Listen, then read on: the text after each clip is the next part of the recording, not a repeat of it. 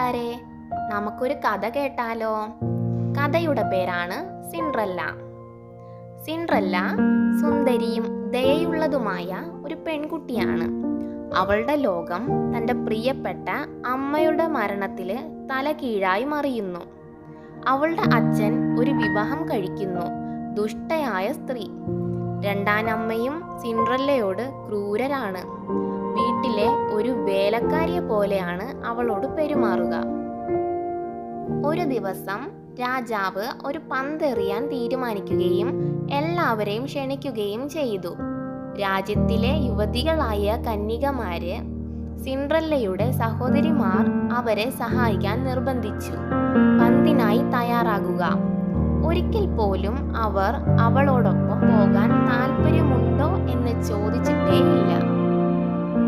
അവർ പോയപ്പോൾ അവളുടെ മാലാഖ ഗോഡ് മദർ പ്രത്യക്ഷപ്പെടുകയും സഹായിക്കുകയും ചെയ്തു. സിൻഡ്രല്ല അല്പം മാന്ത്രികതയോടെ പന്തിലേക്ക് പോകുന്നു. അതുവരെ മാത്രം നിലനിൽക്കൂ. അർദ്ധരാത്രി. പന്തിൽ സിൻഡ്രല്ല രാജകുമാരന്റെ ശ്രദ്ധ പിടിച്ചുപറ്റി. അവിടെ ഏറ്റവും സുന്ദരിയായ പെൺകുട്ടി. അവർ രാത്രി മുഴുവൻ നൃത്തം ചെയ്തു. അർദ്ധരാത്രിയായപ്പോൾ സിൻഡ്രല്ലയ്ക്ക് പന്ത് ഉപേക്ഷിക്കേണ്ടി വന്നു.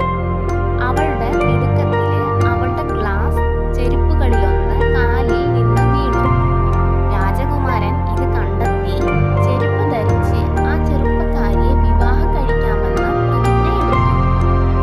പെൺകുട്ടിയെ അന്വേഷിച്ച് രാജകുമാരൻ വീട് വീടാന്തരം കയറി.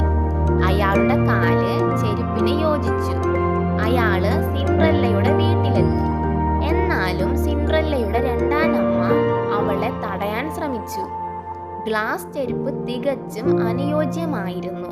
താമസിയാതെ അവൾ രാജകുമാരനെ വിവാഹം കഴിച്ചു. അതിനുശേഷം സന്തോഷത്തോടെ ജീവിച്ചു. ഒരു എളിയവനെ എങ്ങനെ നിലനിർത്തുന്നുവെന്ന് പകർത്തുന്ന അത്ഭുതകരമായ ഒരു കഥയാണിത്. മനോഭാവം അതിൻ്റെ പ്രതിഫലം കൊയ്യും.